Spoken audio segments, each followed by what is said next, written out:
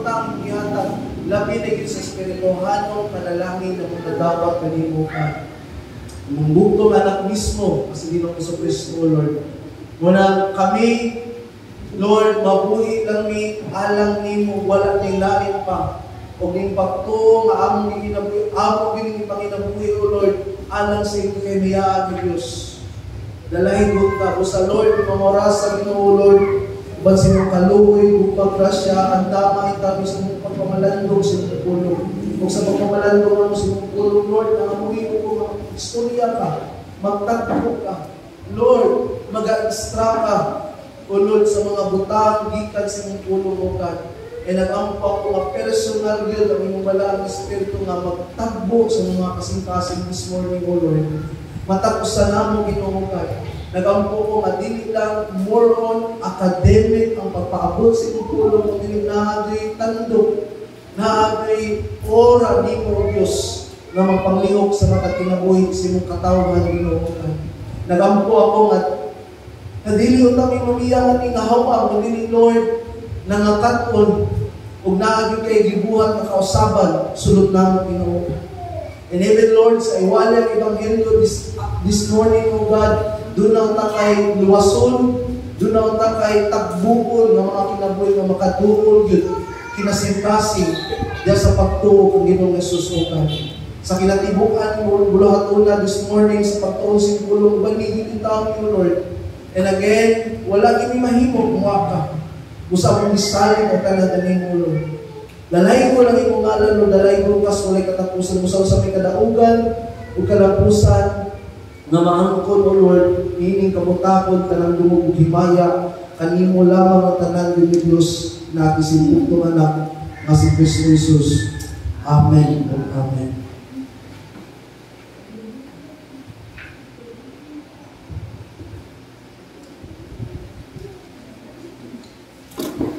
Well, usa sa akong nakita sa pulong sa Ginoo is that particularly sa kinabuhi ni Paul, si Paul is more on manudlo siya doktrina and grabe kasulido ang mga doktrina nga itudlo ni Paul.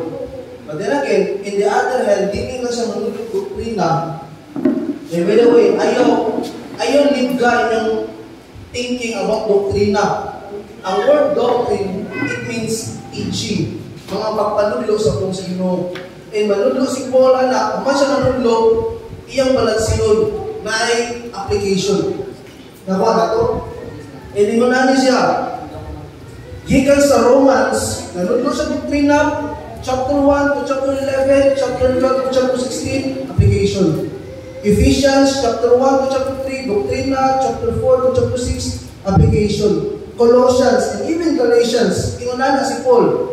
Pero niya sa panahon karon nga daghang churches nga doctrine center. Wala problema na. But then again, ang doctrine kung dili na maghatod sa sakto nga response ani nga kamaturan, again, dili na maghatag kayuhan sa imong paglakaw na sino. I tell you, daghang churches karon nga gahi kay doktrina pero perti kung garbuha. Amen? Daghang inana nga church karon. Then again, doctrine in application kinala magtupan ni siya. Kung nakakay may bawan bahin sa kung sa Ginoo, kinala pag-believe na nimo sa response, sa saktong na response diha sa Ginoo. And mo na makita na to personally sa kinabuhi ni Paul. Si Paul, wala na siyang mutuo, musalig sa Ginoo. Ang iyang pagtubag salig sa Ginoo, nga klaro kayo, nihatod sa kinabuhi ngayon sakto. Kinabuhi nga nagsunod sa Ginoo. Kinabuhi nga nagsugad yun diha sa Ginoo. And mao na siya. And kung nakainundo mo last week, we talk about Apostle Peter. And guess what? Kinsama si Apostle Peter. He is one of the pillars of the Church of Jerusalem. Tulo sila actually. Si James, si Peter, and si John. And mind you, last week, ato na isgutan nga si Peter nakig-fellowship sa mga Gentiles sa Antioch Church. Pagabot niya sa pagkita niya na nagdo mga Hudiyo, mga Judaizers, ni palayo siya. Nahadlok siya tungod kay kini mga tuwan na nagtudlo o pagtuli nga pagtulunan nagikan sa balaod. In other words, insakto ito yung gibuhat na nag-fellowship siya sa mga Gentile, ni palayo siya tungod kay alang sa mga Hudiyo ang mga Gentile, hugaw, mga makasasa. Mao na ito'y angay niyang buhaton, mag-fellowship siya tungod kay mga hintil ang mga Hudiyo, usa na lang sa Ebanghelyo ni Ginoong Kristo. Apan sa nakakita siya na nagdumto mga Hudiyo nga nagtudlo bahin sa Judaism, nagtudlo bahin sa balaod ni Moses, nga mutuo ka ni Ginoong Kristo at the same time mutuman ka sa balaod ni Moses, ni palayo siya. Kung naghinan siya ni Apostle Peter or Apostle Paul nga ipakaroon nun. Apil tong upang mga Hudiyo nga nisulod ni Peter and even Barnabas. And ako na mention last week nga ang word hypocrisy or pagpakaroon nun is tao nga nagmaskara. Karon nagmaskara siya, itaw ang tao yung maskara, lain na po siya nga klase sa pagkatao. Again, last week, nag-display ito sa duha ka kinabuhi nagipakita ni Paul. Nanginabuhi siya sa Ebanghelyo, nanginabuhi po siya sa Judaism. Nung nangibadlong siya ni Paul, dili na mo yung gibuhat Peter. Sayop na yung gibuhat. Kinahanglan na manginabuhi ka according to sa Ebanghelyo ni Ginoong Kristo. Kung nang ni-end up si Peter or si Apostle Paul sa iyang gitawag na rhetorical question, kung ikaw Hudiyo, ganahan ka na makabig kini mga hintil, manginabuhi ng Hudiyo. Dili ka manginabuhi ng hintil. Same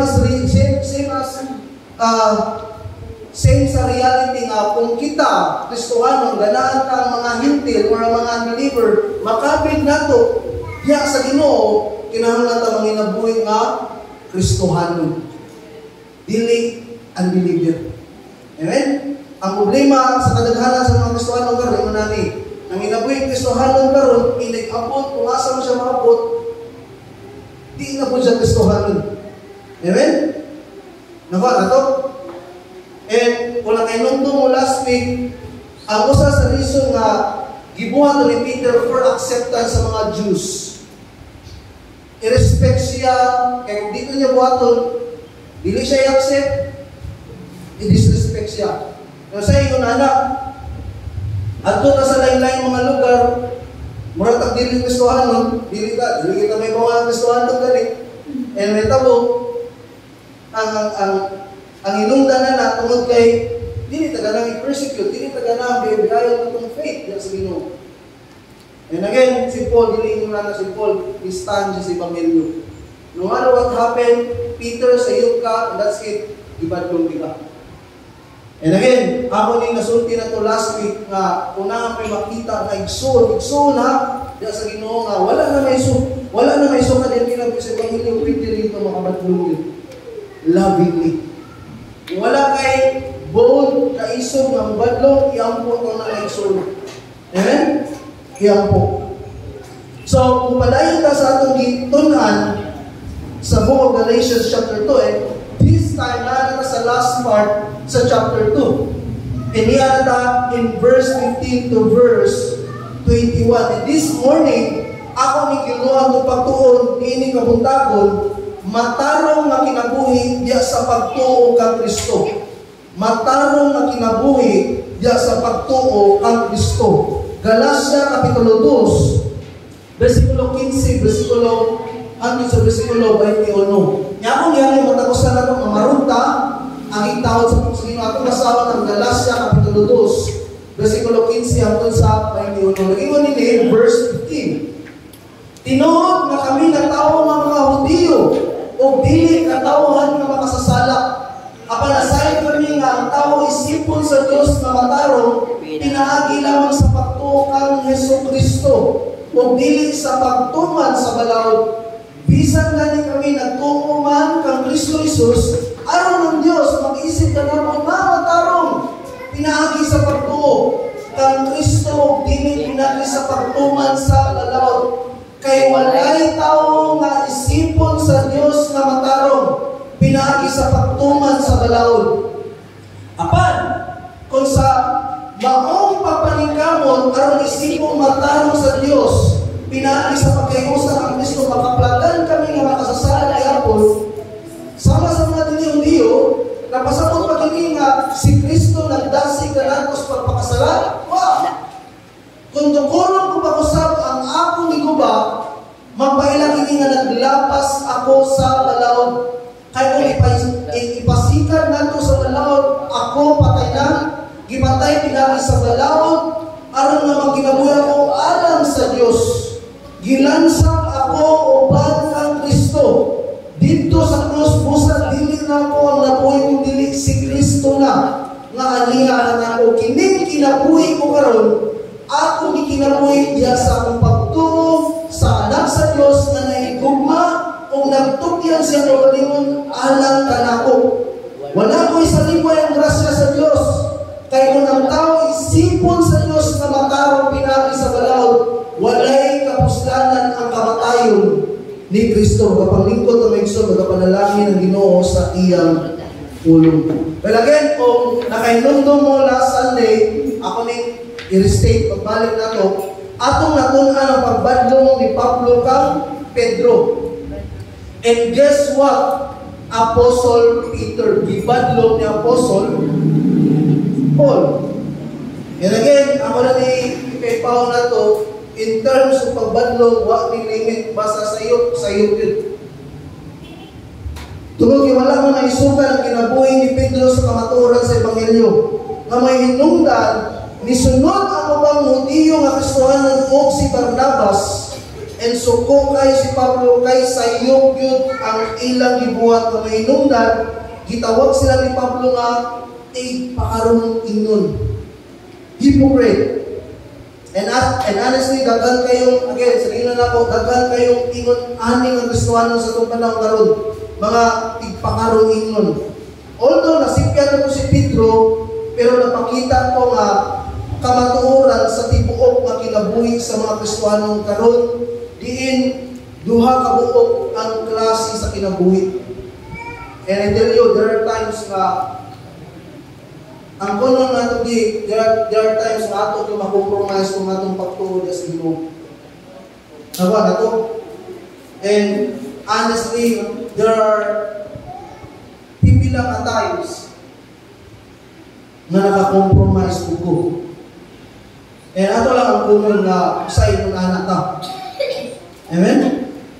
Na usay, dito magpalatak, pagpastuhan mo ta. Taguan na itong identity. No, dili ko tayo na nag-ingon ang pong sa Ginoo. There's salt and light. Amen? Malakot ang data. May imong natakahayag sa mga tao na anas pangitmit. Mo na gingon ni Ginoo sa Kristo. And then again, mo na ibon ni Peter, walay lipod-lipod nga nagbadlong si Pedro.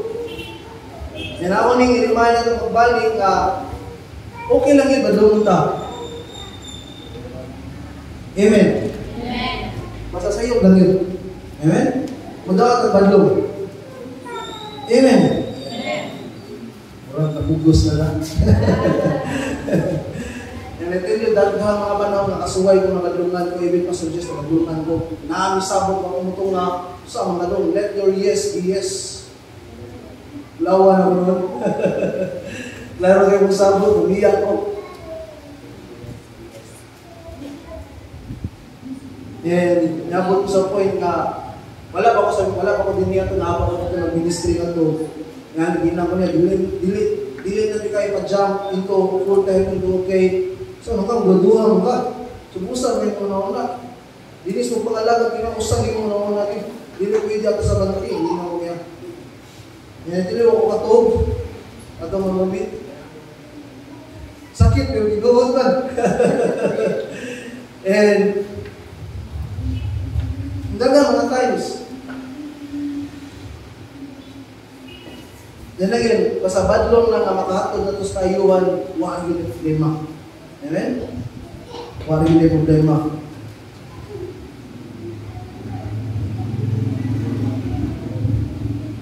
Ingon man sa lain na bahin niya, yan ako makasabutan eh, katong nitabo ni Pedro, katong gibadlong si Pedro ni Paul, tungkol ng hinabuhi siya as Judaizers sa mga Hudiyo, instead sa pagpanginabuhi sa Ebanghelyo, nagpadayag sa to o pagbadlong sa mga taga-Galasya tungkol sa ilang pagdawat sa sayang na Ebanghelyo, na kainumdum mo ang pinaka-context gidani nga book is that ang mga taga-Galasya na simbahan ni dawat sila lain nga Ebanghelyo.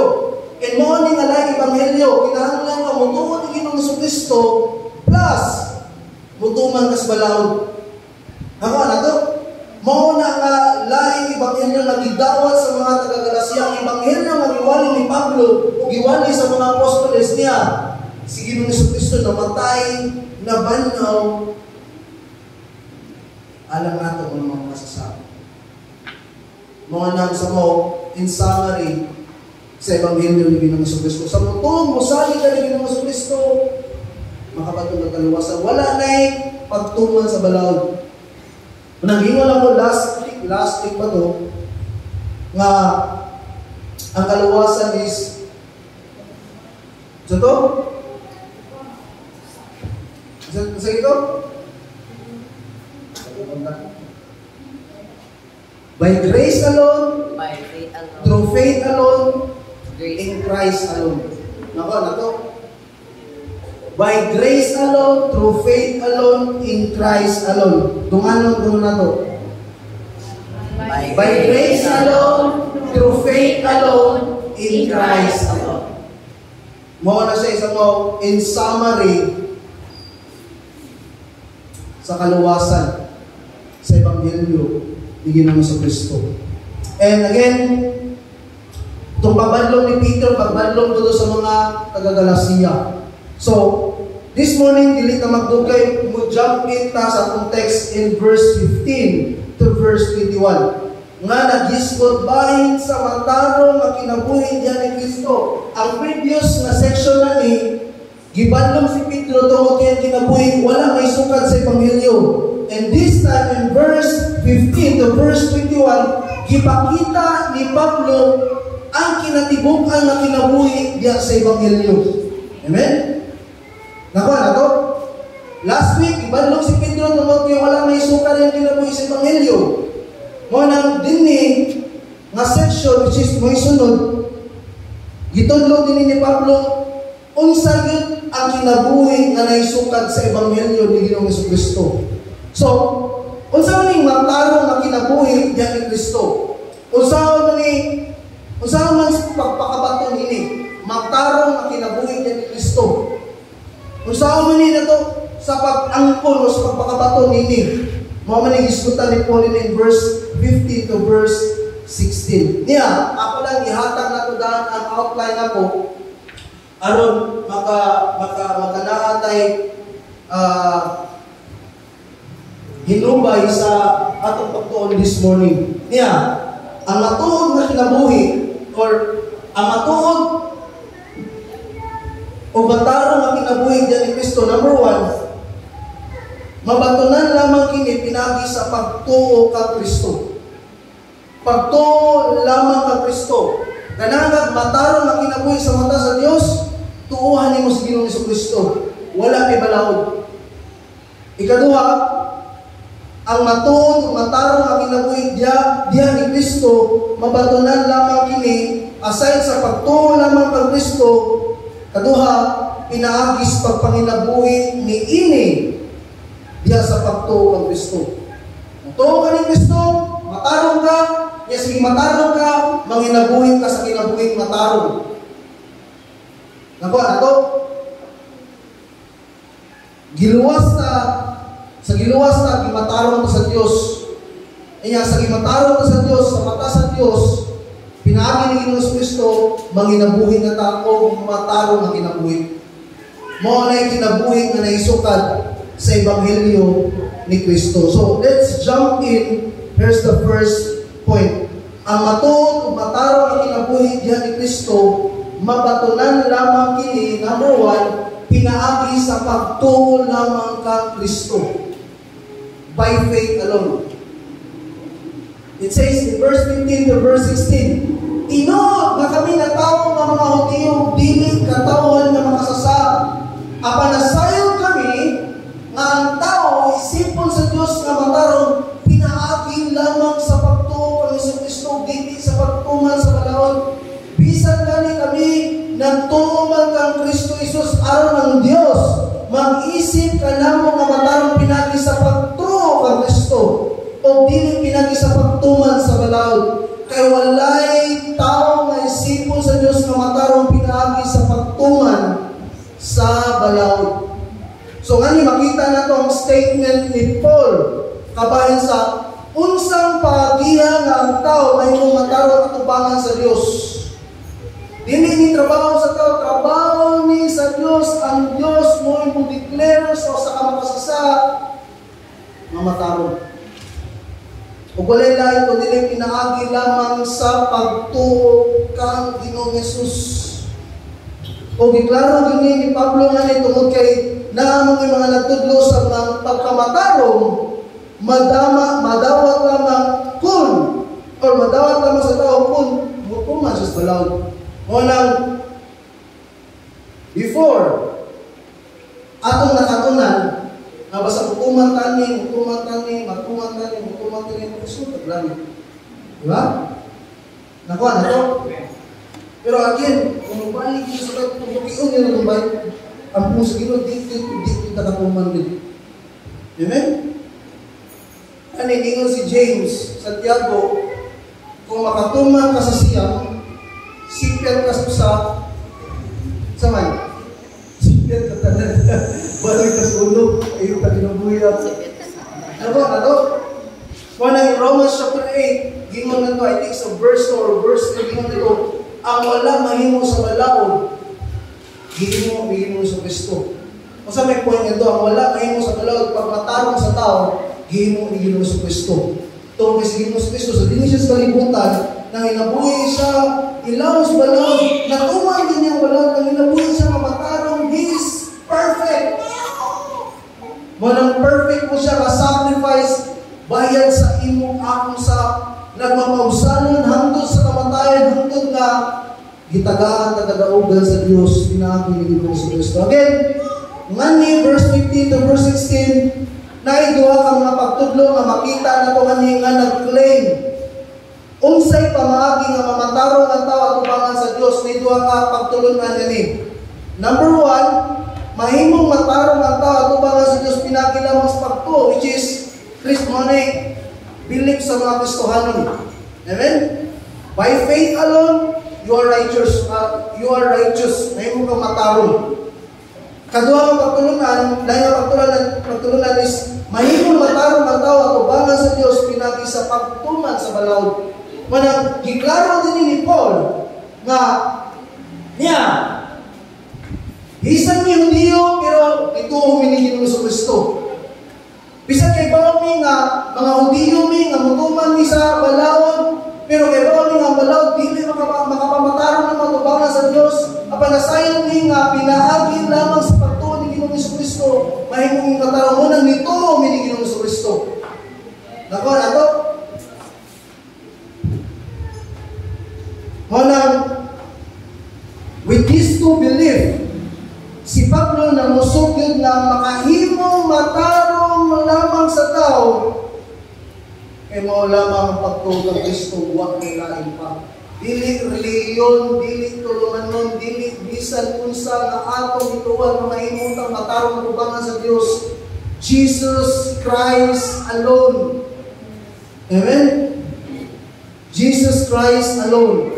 So, we'll jump in ato in verse by verse, pag-dissect ng Exodus, verse 15.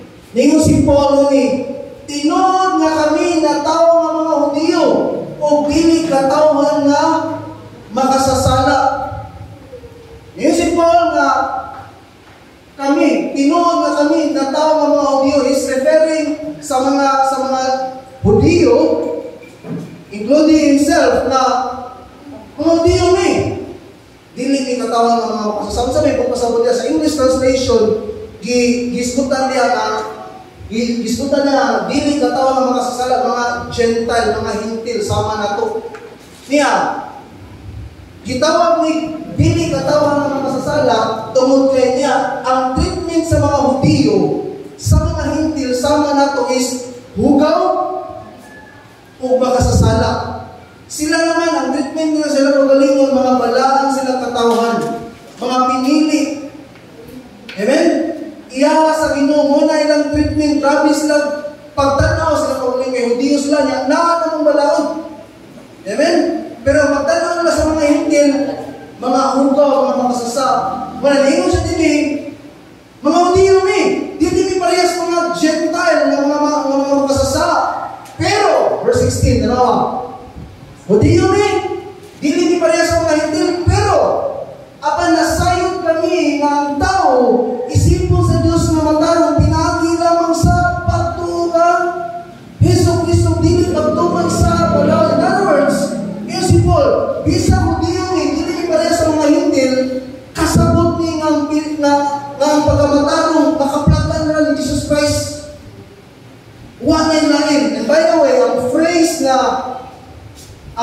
na dili sa pagtuman sa balaod, kana siya, ang emphasis sa Greek niini, kay si Pablo,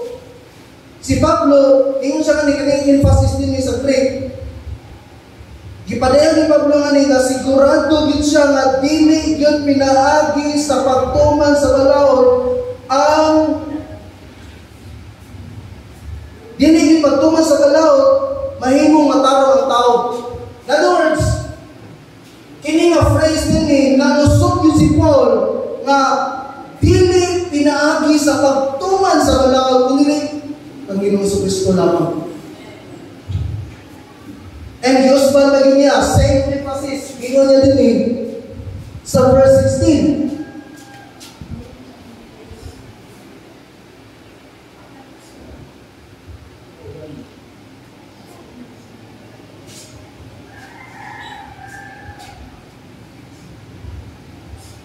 Ginoon niya sa verse 16, ginoon din bisan ganin kami na tuman ang Kristo Jesus, aron ang Diyos mag-isip kanamo nga matarong pinagi sa pagtuman Kristo, dili pinagi sa pagtuman sa balaod, kay walay tao nga isipon sa Dios nga matarong pinaagi sa pagtuman sa balaod.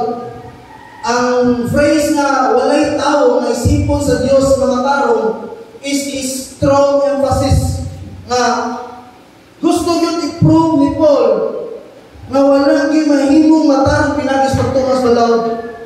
Muna yung point ni Paul ya. So ang punto nga ni verse 15 to verse 16, ang punto nga ni Maisol is that ang pagtuman sa balaod aron mahimong matarong ang tao at tubangan sa Dios is useless. Amen? Kay dili man imo'y pamaagi sa Dios na mahimong matarong ang tao, mahudiyo man o Hintil. Kung pukson yun sa tao ang pagtuman sa balaod aron mahimong matarong at tubangan sa Dios, madismaya na lang tawanan ang pagkamatarong imposible ing ma-achieve pinaagi sa pagtuman sa balaod. Amen? Imposible kayo. Romans chapter 3 verse 20, it says, kay walay mahimong matarong at tubangan sa Dios pinagi sa pagtuman sa balaod, ang mahimo lamang sa balaod mo ang pagpaila sa tao siya nakasa ingon katong sa pastor nga ang law of Moses o ang 10 commandments mura ra siya x-ray machine sa atong baga makasasa. Nagtanaw ka sa imong baga makasasa. Amen? Mo na gingon sa pastor. In Santiago kapitulo 2, ako nga mention kanina, kaya naglapas bisan sa usalamang kasubo sa balaod na kalapas sa tanan. Again, kung yung tao na mayroong matarong pinagi sa pagtuman sa balaod. But here's what God has made for us. Dili man ta mahimong matarong pinagi sa pagtuman sa balaod. Pero in behalf nato na nituman sa balawod nga nakatuman yun siya perfectly. Na mahinungdan na pinaagi sa pagtuo kaniya, mahinungdan na tamatarong katubangan sa Diyos. So niya, ang pagtuman sa balawod, aron mahimong matao, ang pagtuman sa balawod, aron mahimong mataro, imposible sa tao. Apan ang pagtuo, aron mahimong mataro, gihimong posible sa usa ka tawo, ug mao nga na si Jesucristo. Amen? Imposible na to, pero gihimong posible ni Jesucristo. Di mo na kahimo ani, siya may naghimo nini alang nato. And mo na siya ito, grasya sa Ginoo. Amen? Grasya sa Ginoo. So, gihimo tang mataro. Kung sa dining paghimong mataro matubangan sa Dios, pinaagi sa pagtuo sa lain, ang term gitawag siya justification by faith. Gimatarong pinaagi sa pagtuo. And mao ni siya ang dinaling explanation sa kalagad sa Ginoo. Justification or ang pagkamataro is the act of God whereby He declares the believing sinner righteous in Jesus Christ. Again, inunani ang scenario na sa korte. Nay akusado, nay sa tawag gali. Judge, kanya nay abogado. So, dili man pwede ang judge ingon niyang akusado nga, okay, wala na kayo sa ulit niyo. Dili na pwede matangtang sa pisto ang jala-jala. Naka na to? So, again, anong makawalang sala ang akusado kinanglan na ay may abogado, may mga lugar niya. In our context, ang mga lugar na ito, walay lahi sa Ginoo sa Kristo. Amen? Wala, ganang mga kasabutan wala lang na naluwas, pinagi sa kamatay yung pagkabanhaw ni Ginoo sa Kristo niya. Naluwas punta sa kinatibok ang kinabuhi ni Ginoo sa Kristo. He lived a righteous life for 33 and a half long years. Wala siya makapamakap, wala siya masakit. Naba na to? Manang gingon sa pastor, ang pag-declare righteous na to, pag-declare righteous na to na ito ni Ginoo sa Kristo, is that as if wa kita kasap atubangan sa Ginoo. Tungod ang kinabuhi ni Ginoo sa Kristo, mo'y gi-impute sa Dios nato nga makasasap. Mana niya, ang matapos na nato, ito, misalin na ka ni Ginoo sa Kristo, mata sa Dios, mataro na ka. Although sa mata sa tao, maritis na. Sa mata sa Ginoo, mataro na ka. Amen. Pero sa mata sa tao, makasasakot na ako. Pero sa mata sa Diyos, we are declared righteous because of His Son, the Lord Jesus Christ. So here's a clear explanation in Romans chapter 4 about justification by faith. Ito basahon ni nato, aron kita mismo makaibaw ta sa gingon sa pong sa Ginoo. Yeah. Romans chapter 4 verse 1 to 12, it says, Busa, unsa may atong ikasulti may tungod kang Abraham, nga mahal sa atong kaliwat, kung gihimo pa siyang mataro sa Diyos tungod siyang nahimo or tungod siyang binuhatan, may katarungan ka sa pagpaksikar ko apan di na tubangan sa Diyos. Verse 3, kaya kasulatan na ingon, mituo si Abraham sa Diyos o tungod siyang pagtuo, ang Diyos nag-iisip kaniya nga matarong. Nothing more, nothing less. Mituo lang siya sa Diyos. Ang tao na nagtrabaho, suhulan. Apan ang soul, dili may isip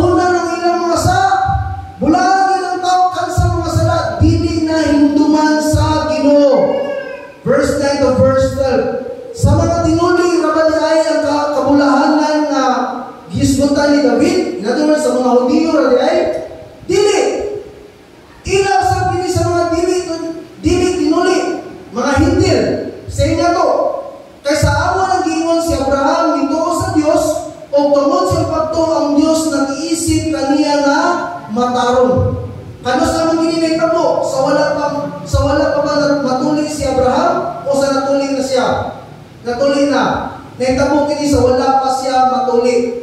Dili sa natuli na siya. Kay gituli siya human siya mutuo sa Dios ug ang iyang pagkatinuli mo hikimaan nga tungod sa pagtuo ang Dios iisip kaniya nga matarong bisag wala pa siya tuliya. Busa si Abraham mo espirituhan naman sa tanang mutuo sa Dios o gihimo silang matarong sa Dios bisag dili sila tinuli. Siyaw sa pamamahan sa mga tinuli.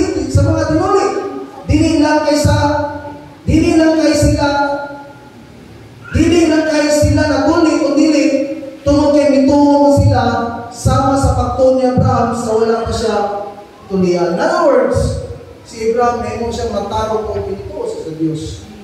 Same reality na to. We are declared righteous sa Amahan through His Son Lord Jesus Christ because sa atong pagtuo kang Ginoong Jesus. So, ang tao dili mahimong matarong pinaagi sa balaod. Apan mahimo siyang matarong pinaagi sa pagtuo lamang kang Ginoong Jesus. Basta kung niya ka nga feel nimo makasasalak ka kang dako.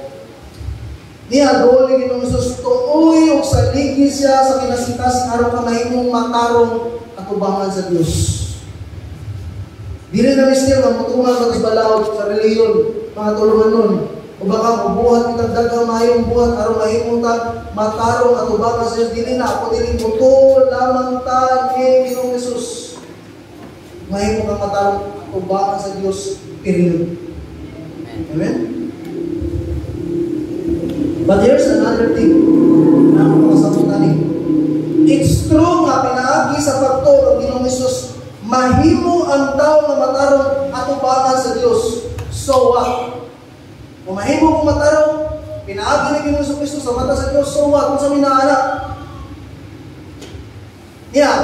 Kung matarong na atubangan sa Dios, pinaagi sa itong pagtuo ni Ginoong Jesus, unsa pa may ikinahanglan? Sige tanaw, sa may ikinahanglan na may ikinahanglan o morning manginabuhi kita niining pagtuuha sa atong tuuhan. Amen? Dili pwede nga dito kaligid ng Kristo sunod adlaw imong ginabuhi sukwahin sa tuuhan ng Kristo. Again, there's no such thing as perfect Christian. Wala po naging nga sinless perfection na Kristohanon. Wala perfecto na ito di. Nanginabuhin ta kung Kristohanon kinabuhi by grace. Amen? Grasya sa Ginoo. But then again, ayaw himuha, lisensya, ayaw kabusari ang grasya sa Ginoo sa kinabuhi. Iba sa disgrasya na kanya. Amen? Sa kita ros muna sa Ginoo. Mamuna rin yung Ginoo. Amen? Amen. So, gimatarong na ta, so nakapamata ni kaling kinabuhi manginabuhi ka matarong.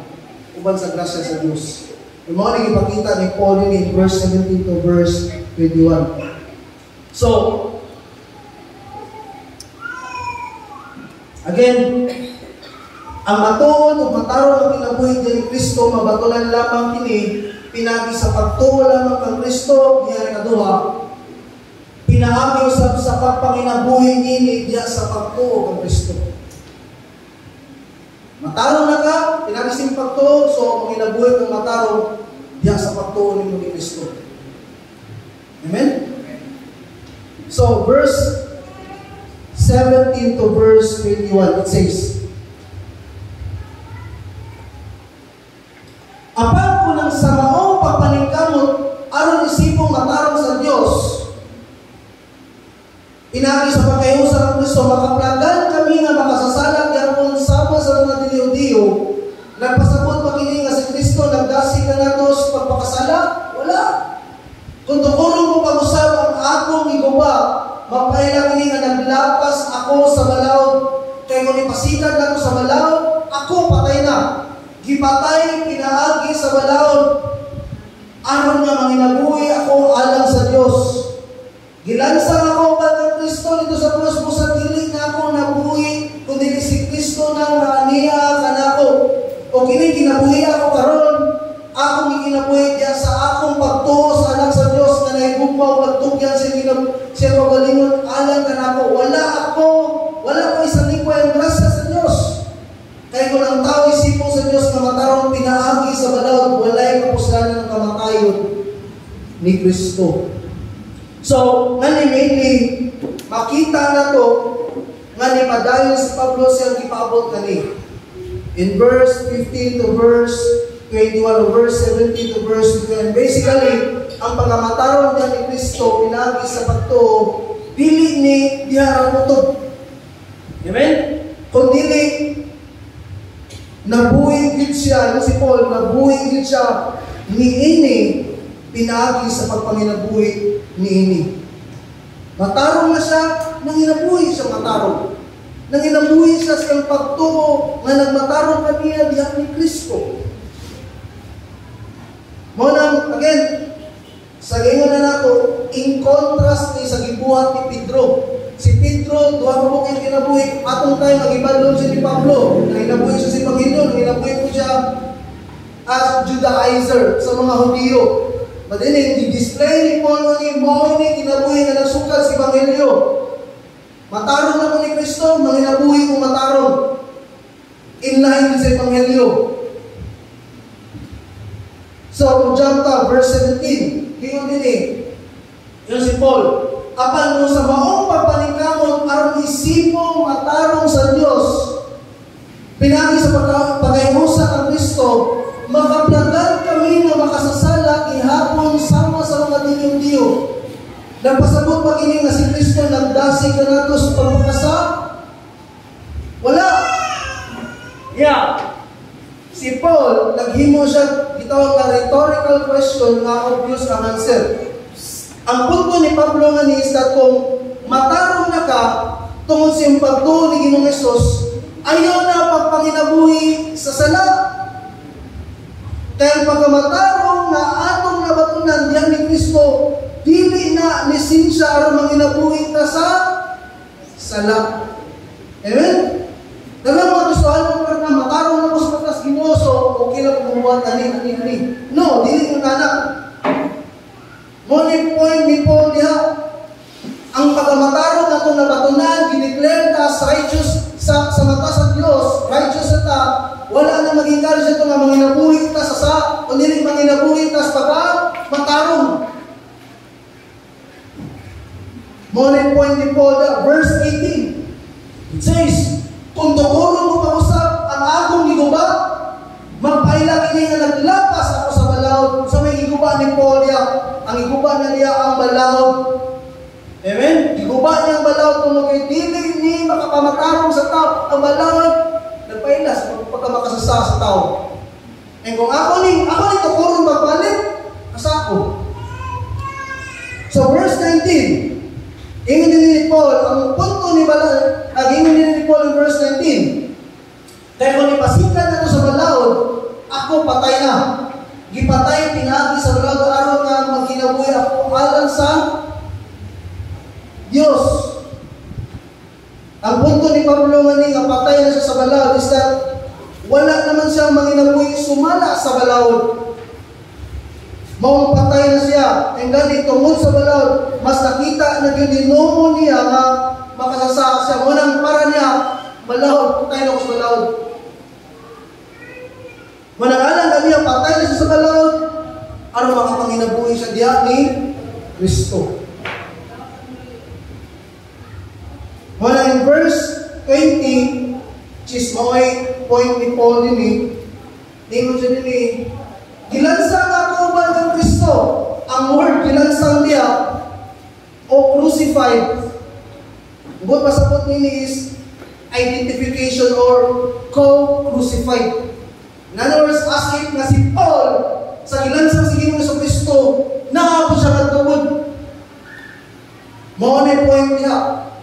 Gilansang ako uban kang Kristo dito sa krus, busa dili na ako ang nabuhi kung dili si Kristo na ang niya kanako. Sa iyo na anong gilansang mo sa Ginoong Jesucristo? Ha? Bayad sa mga sala. Ang bayad sa tumasa. Nalansang sa tumasa ko sa unang point ni Paul din gilansang ako sa Ginoo. Ako baka makasasa gilansang na sa krus. Uban kang Ginoo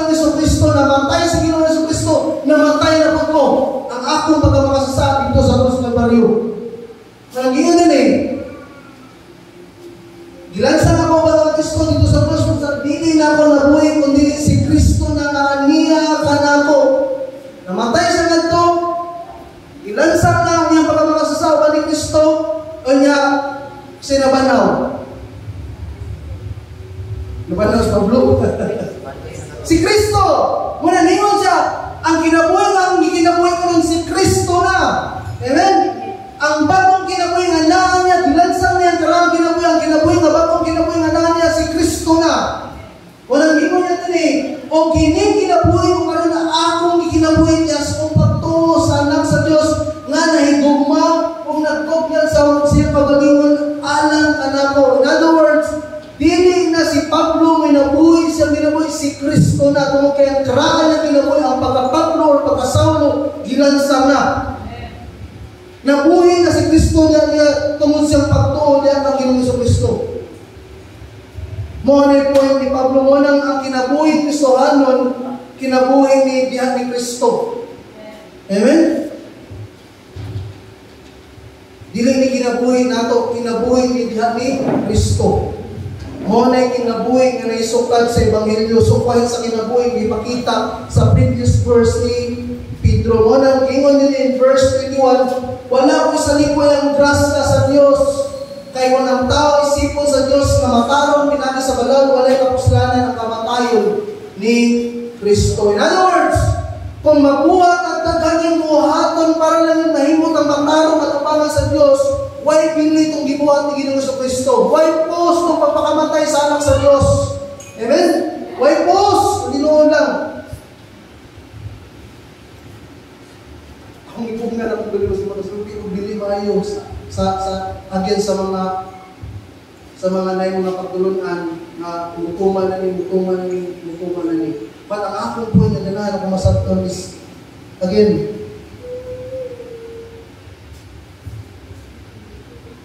matapos sana ito, makasabot mo na ito, magigrasyahan ta sa Ginoo natay, kung aning nga kinabuhi tungod sa Ginoo, pinagi siyang anak na namatay, puli na ito. Nahatay nga naning nga kinabuhi karon na Kristohanon tungod ni Kristo nga pinansan sa krus para nung ako. And I tell you, grabe ka kabusado sa Kristohanon ng kinabuhi. Niya, ka, una-una ka, nga pinagi ng buhata, ngayon mo pamatarong sa kapangan sa Diyos, nasayo ka. Di pa kaway bilhin mo ang ibuhat ni Jesu Cristo dito sa krus sa Kalbaryo. Enough na ang namatayon ni Ginoong Kristo. Enough na siya nga namatay alang nato. Enough na yung kinabuhi na gihala sa krus para nimog nato. All we have to do is tuuhan sa litan, sa himpit. So here's the reality, my son. Tinuod nga matarong na ang tao, tubangan sa Diyos, pinagi sa pagtuon niya ni Ginoong Jesus, kay si Ginoong Jesus, mo man ang matarong anak sa Diyos na namatay sa krus, puli na ito nga makasasa. Wala magpabiling nga putob lang sa pagtuon magmatarong sa Diyos. Sa mga mito, pisali kong Ginoong Jesus, kung dili ang tanang mito ni Ginoong Jesus, genuinely, genuinely, manginabuhi din na siya sumala sa pagtuon niya kang Ginoong Jesus. Wala na siya nito, utog siyang baba, kunin nito, hindi siya kinasingkasing Lord. Salamat na imo kong ipakamatyan. Salamat na namatay ka na po na makasasa. Thank you, Lord. Walang imo sa saka alaga, Di Martin Lloyd Jones kung siya, ano yung quote siya.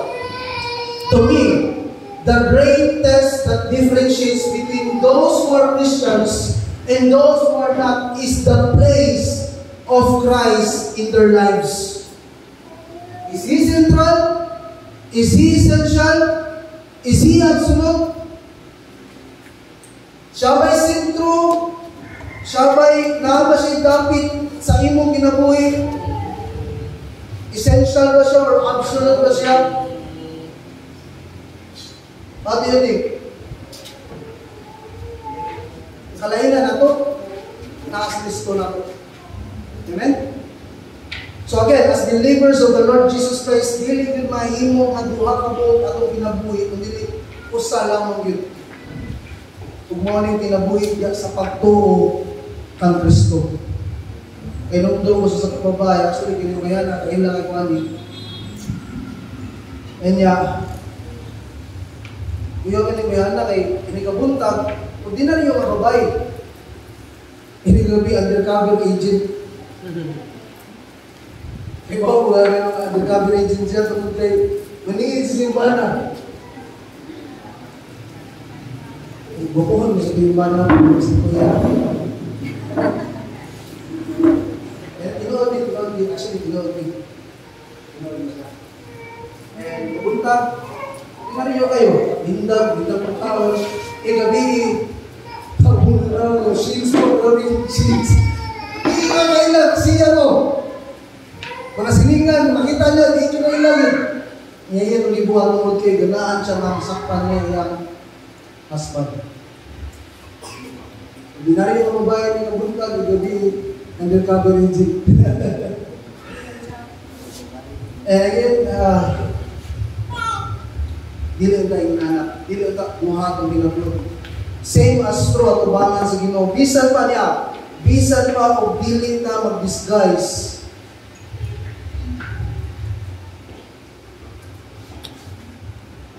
Bisan pa o ang Ginoo dili mag-disguise, kit-an niya po sa Ginoo.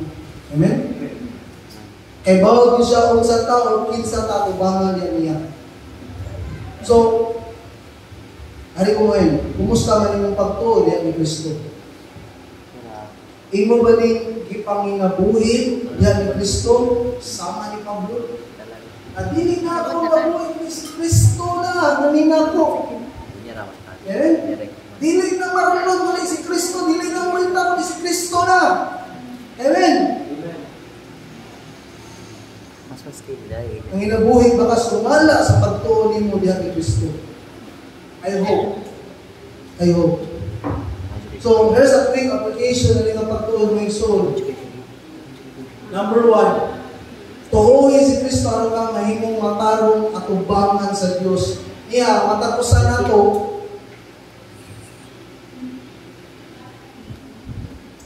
Probably na ito din walang kaging puto musanin ng Ginoo sa Kristo. Na ako may bawa na to, ang only hope na to, aning ginabuya, wala lang si Jesus Christ lamang. Nga ito, ibutang fully at pagtuong pagsaling diyak niya. And that's it, we are declared righteous sa mata samahan. Hilig na tama, tuman pa sa mga tulungan nun, religion, not even living word lamang, but Jesus Christ alone. Tuhoy si Kristo aron ka mahimong matarong ang ubangan sa Diyos. Kadua, umanda mo to, higilin ni Kristo, matarong na ka, ipanginabuhi si Kristo, magitukuhan mo. Amen? Sama ni Pablo, dili na, ako ang nabuhi si Kristo na. Amen. Kalay ko, ang ngalan sa Ginoo. Pagkamputan mo. So, Lord, nagaging salamat sa mga butang ng dito ibaw. And Lord, salamat Lord.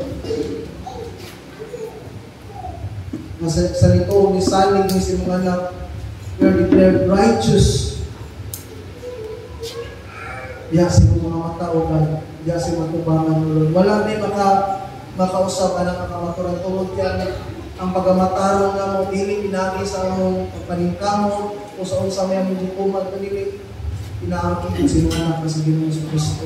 Salamat sa mong kamaturan na among nagawaan dito. Salamat mo, natin simple. Lord, ang pagmatarong sa tao, ginuugan.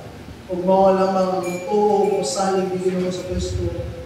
And not just there, O Lord, the shine coming, ang inabuhin ni Kristo. Ang inabuhin sa upak ko na nagsukat ni Ginoo sa Kristo. Hindi, magkagusan ang Lord. Nakapin mo na kaya, Lord. Daling ni mapakyas, daling ni slide, O God. Daling ni malupo sa ubaw, daling ni malimbungan sa mga kasing-kasing. Daling ni malimbungan sa upang libong ginawa Lord. Yasahin kami na manginabuhing matarong na isukat yun sa pagtuo ng Ginoo sa Kristo. Wala kami nag-confess, nag-ito kami, na yung matarong pagdili, Lord, among gining di panginabuhi sa among pinabuhi mo. Dalahin mo na ngalan mo. Ampo kung may mupulong dilingin mula po stikas dunggan. Imuha kami ng katawan mo na doers, not healers. You will. Dalaygon ka, dalaygon ang imong ngalan mo Diyos, bisan sa mong pagpagayon sa unahan kami as we commemorate, O God, Lord, the last supper of your Son, our Lord, and Savior, the Lord Jesus Christ. Dalaygon ang imong ngalan, O God. Salamat, O God, sa ngalan mo, Jesus. Amen. Mamarong ka.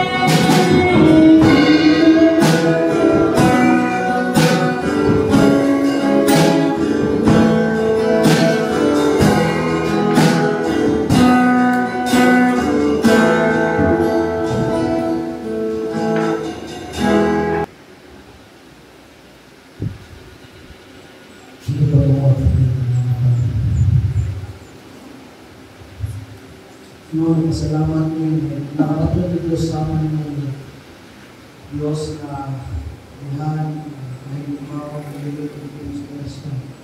Yung padala, yung buto anak, alam na mo ang mga kasasawa, yung buto anak ko, Lord, na nangyayari yung matarong, malakad, puti, grabe, hihigit, malakad, malukusan, hangtod yun sa krus.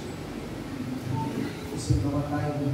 And how, tulungan daw, Lord, hindi kayo nila sa pusong Lord, bulit yun, hindi ko na, pamahanan siya ng lugar, pag-ibig ng Diyos.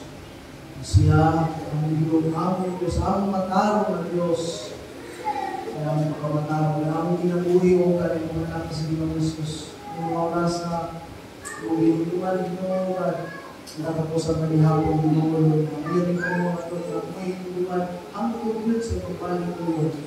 Ngayon mga oras sa preparan ko, Lord, mga kasi mo na ako na, Lord, to ensure ang imuhan na, Lord, na ang nakita na mabab, nakita na salam, ang focus sa ikaluhin grasya, Lord, na matugyan, minimum ko ba, yung mga pangayon na sa inyo sa mga takos na ganyan yung pag-ambit ninyo. Sa pag-ambit ninyo, mahimaya na, sa pag-ambit ninyo, mahimok, sa pag-ambit ninyo, Lord, maglihok ka namin na maglagas sa mga kamaturan ng ibuhan, kaya sinuman natin sa krus ng Panginoon. Kung ang ngayon, mga kasasama ka, Lord, Lord, ang buwan grasya, kapatid ng bago kinabuhi, o kasiguruhan ng kinabuhi niya, hindi mo sa mga Kapunod, Lord, pinapay sa Diyos, lawas ng Diyos Jesus, nagpupa na sa Diyos sa Diyos. Kung ini, Lord, ang nakutlo ito sa krus na Panginoon, lawas, dugo, dugo, pagkiki, araw ko ngayon ang mga sa buhay, dugo, mga maagas, wala pasiluhan sa amin.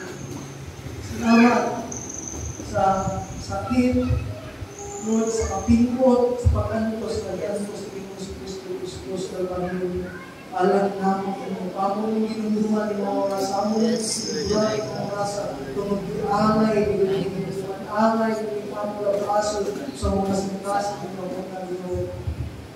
Nalahin mo lang, Panginoon, right now, God, na mo yung panalanginan, napay, manang pupaw, Lord, pagbilog ganin, na yung sikulo, pagbilog, Lord, nahimot mo, Lord, makamaturan na magdumdum na mo, Lord, sa kamaturan si Evangelio, rin sa Kristo sa aming mga kumagod, na ang malikot nito, malikot ng pagbilog mo, Lord, nagabuhin niya, bilog na siya, Kristo na, yan.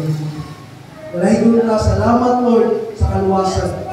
Salamat, kayong luwas sa mga masasaan, ilaw, na iyong nagulutan mo. Isipag-idaya ka na mo, Lord, malahin ka. Ito ka na, ano ka naman ginapay ng suyo.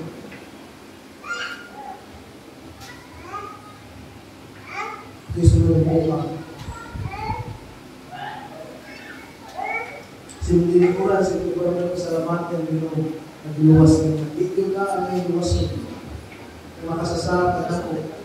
Salamat. One day, special day. Ano yung sige na Jesus? Isecure niya ang kaluwas na pinakaki sa grabe kabutan ng mga tayo ng gano'n ko ng Diyos na Lord. Alam nato ang mga masasabi. So, salamat kayo ng Diyos. Nalahin ko na ngalan mo Ginoong Jesus. Lord, nalahin ko na. Nalahin ko na. Nalahin ko na. Dahil na ito si Brown, Ginoong Jesus, ang kaya na ito worship you, Lord. Ang offer glass song.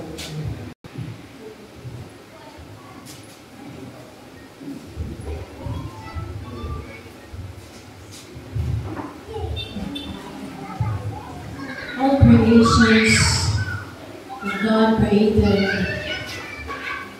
padayon na mulay hulog sa pagsimba sa Ginoo.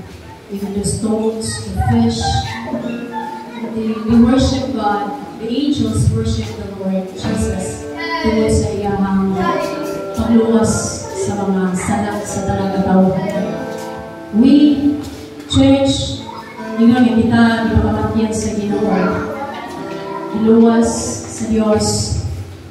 We'll sing songs of worship. No, atong itaas sa Ginoong Hesus sa siya itupoy sa tanang pagdayag pagsimba. Kung siya pagluwas ng pagkanan.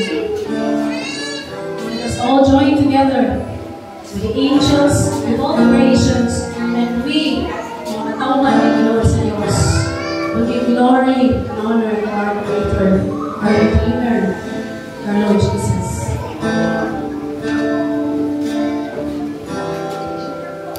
A thousand generations falling down in worship to sing the song of ages to the Lamb,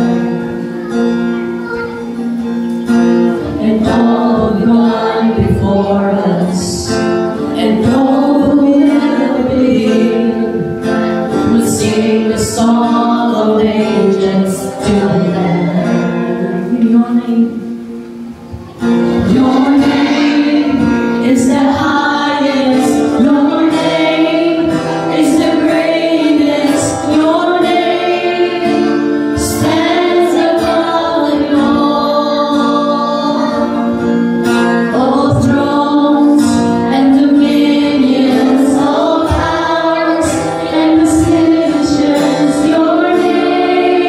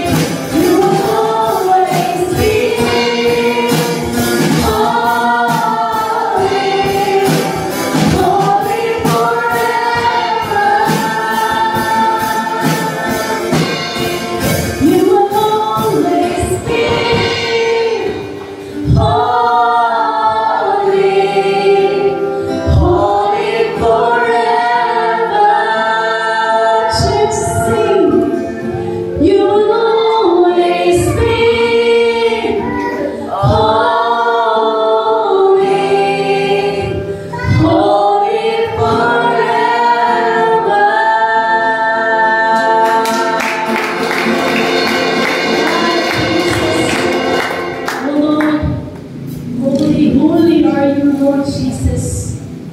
Dili mi mga ako sa pagtanaw kanimo Lord tungod sa among mga sala ug gibuhat o Dios. Pasalamat kay imo gialis kalibutan Lord aron bayaran ang among mga sala.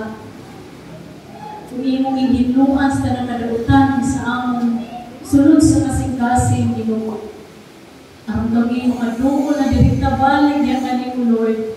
And you made us righteous before you, Jesus. Gihimo ginimulay sala tungod sa iyong gibuhat dito sa cross, Lord.